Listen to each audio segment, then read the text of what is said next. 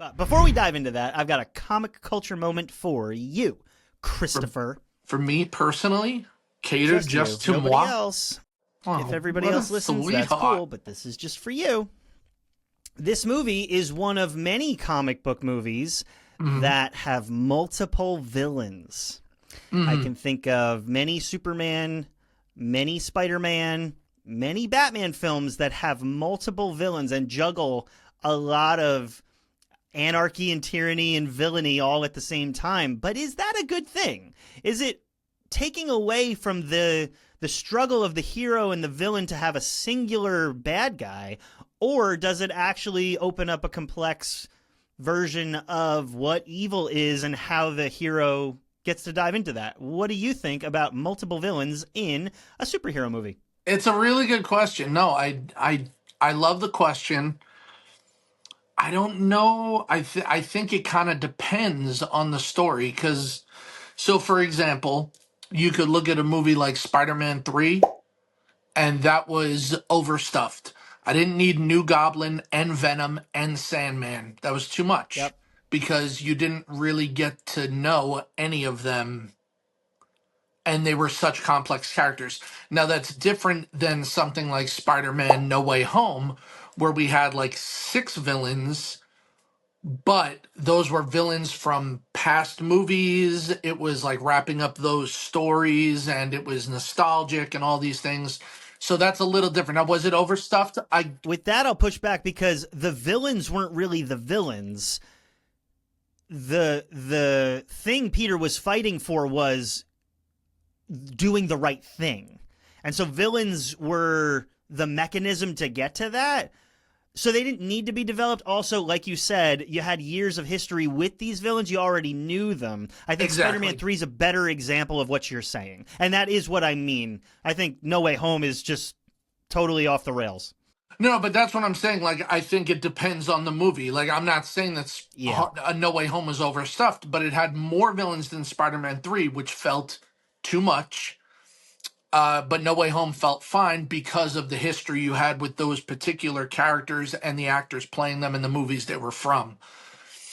I know DC has a bad habit of this. I think that it can be done well and it can be done badly because it's akin to the villain just being the antithesis of the hero. Mm-hmm. Then it's also like, well, would there only be one villain doing things at a time? Are they really taking turns? I mean, in comics, kind of.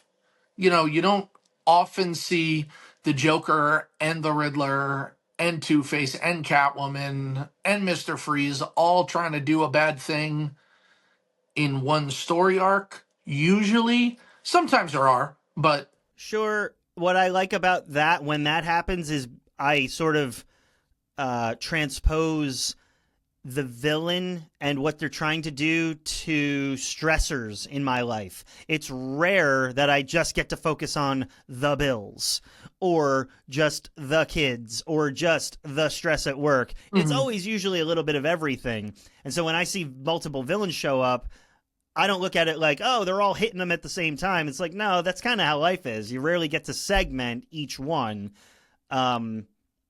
And that's where I think that works. But I would agree 100% with you. I think if the story serves the purpose, like what's that animated Batman series episode? It's your favorite one. almost got him. Yeah. Yeah. Like that's a cool story it's telling. And so, yeah, you need all of them.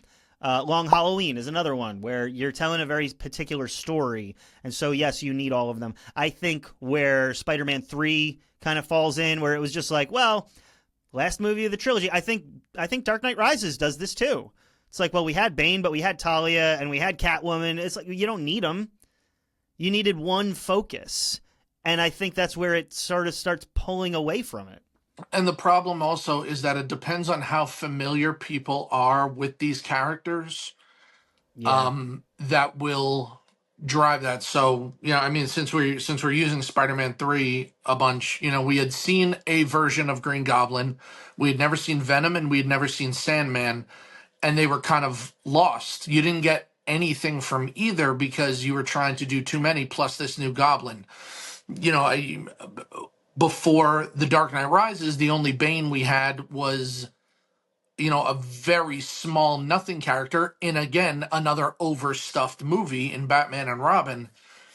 But then you, instead of taking the time to just develop him, you had to go back and see Talia al Ghul and relating to Ra's, and you had to see Catwoman and doing her thing and starting that romance. So again, I think it depends on the characters that you're using, and I think it depends on how familiar your audience is with those characters. On the other hand, like on the other side of the coin, if you would, uh I think that sometimes having a team fighting one guy is not great either. You know what I mean? I don't love that the whole Suicide Squad was just fighting Enchantress. I don't like that all of the Avengers were fighting Loki, or all of the Avengers were fighting Thanos. Now I know he had an army and side characters, but it wasn't like, you know, Endgame wasn't Thanos teaming with Zemo and Ghost and uh you know, a bunch of the other major villains forming like you know, a brotherhood of evil kind of thing. So I don't know that it works when there's a team of good guys and one bad guy the same way I don't know that it usually works when there's a team of bad guys with one good guy. But audience, what do you think works? Drop us a comment on Facebook, YouTube, and Instagram and let us know. Too many villains? Is it a problem? Is it not a problem? Should it be? There's too many villains in this movie.